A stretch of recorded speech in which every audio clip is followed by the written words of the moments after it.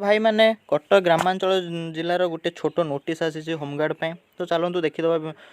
कौन नोटिसटा आसी तो आपको मुझे पीडीएफटा थोई देती जो भाई मान पीडीएफटा दरकार भाई कमेंट कर कौन प्रोब्लेम ना ठीक अच्छे मुझे चलतु पीडीएफटा पढ़ी दूँ कौन लिखाई नोटिसटा आसी तो आसी कटक ग्रामांचल जो पदवी थी 417 पर्यंत जो 460टा पोस्ट थिला जो अप्लाई करुले तो तार 100टा पोस्ट इनक्रीज होती तो 100टा पोस्ट को कौन मंजूरी प्राप्त करा वृद्धि पाई देख देख 17/4 पर्यंत 460टा पोस्ट फांका थिला तापर 100टा को वृद्धि होगी 560 देख लिखि दि जाइए मंजूरी प्राप्त 100 पदवी को कौन ग्रामांचल जिलार पंजीकृत कार्य बंधु भाई मैंने पंजीकृत हेब तो ग्रामांचल जो कटक जिलार जो ग्रामांचल 100टा पोस्ट को एक्सटेंड कर बढ़ाई दि जाइए ठीक अच्छे तो जो भाई मैंने रही जाइए कि टाइम नाला जो आवेदन करते से मैंने एबे जाइए आवेदन करदियो तापर डेट भी घुंची मु डेट भी कहीदेवी केबे कौन घुंची चलो तार शिक्षागत योग्यता देखा आउ हूँ बयस सीमा तो सबू देखा चलते पढ़िया देख लिखि दि जाइए कि वर्ग होमगार्ड फास्ट हूँ वर्ग तोर जो खाली आगुरी जो थिला 211टा पोस्ट 212टा पोस्ट पूर्वर खाली पदवी आउ प्लस नूतन जो 100टा पोस्ट मंजूरी देती है तो ये योग्यता हूँ से से कटक जिलार स्थायी बासिंदा होता दरकार से ओडिया रे कहि पारुथुबा लिखि पारुथुबा पढ़ी पारुथुबा तो सक्षम होइथिबे जेमिति ठीक अच्छे तांकर गुड कैरेक्टर सर्टिफिकेट थिबा दरकार कौन सी तांकर कौन कैरेक्टर सर्टिफिकेट खराब नथिबो कि पुलिस केस तांकर जेमिति नथिबो आ होउची कौन से शारीरिक मानसिक भाव में सुस्थ सबल थे जमी कौन सी हैंडिकैप्ट सर्टिफिकेट जमी नथिबो ठीक अच्छे देख ये सब लिखि दि जाइए जो भाई मानकर पीडीएफ दरकार मत भाई कहीदेव कमेंट करी आउ हूँ बयस सीमा देखा 1/1/2025 सुधा 20 वर्ष रु कम आउ 60 वर्ष रु अधिक हुई नथिबो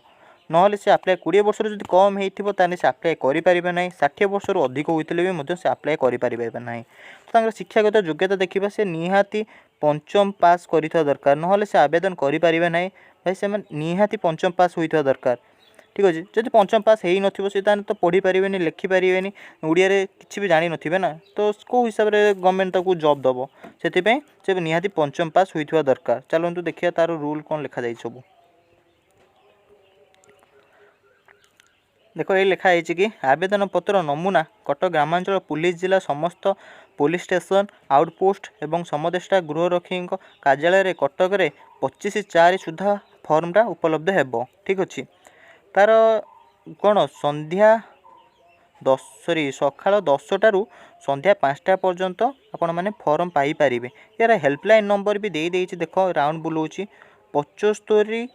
3001 753001 तार हूँ हेल्पलाइन नंबर कौन सी प्रोब्लेम हेल्ले आपण मैंने से हेल्पलाइन नंबर रे कॉल करके जणाई पारिबे ठीक अच्छे आ हूँ कौन आवेदन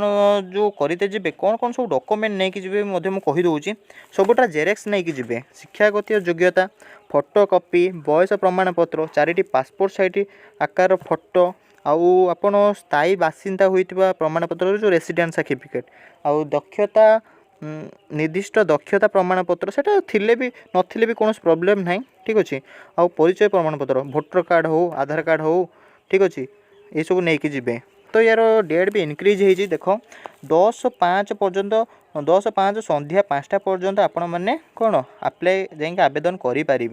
ठीक अच्छे 10/5 पर्यंत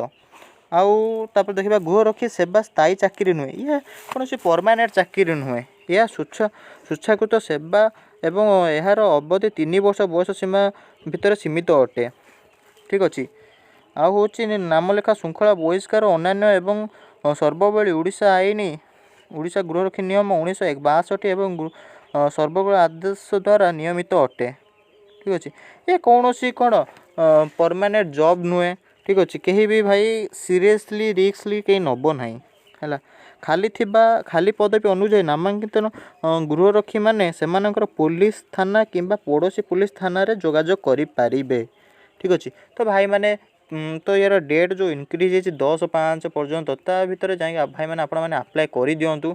ठीक अच्छे कौन भी प्रॉब्लम हेल्ले तो मत कमेंट कर जदि भिडियोटी को आपण मैंने भलसे जापार तो पीडीएफ जो भाई मैंने मागे मुझे आपको सेंड करदेवि ठीक है। जो ऑडियो प्रॉब्लम होता है भाई टे मत क्षमा करदे कहीं मुझे बाहर अच्छी से ऑडियो प्रॉब्लम हो पारे ठीक अच्छे। तो भाई भिडियो जो भल लगी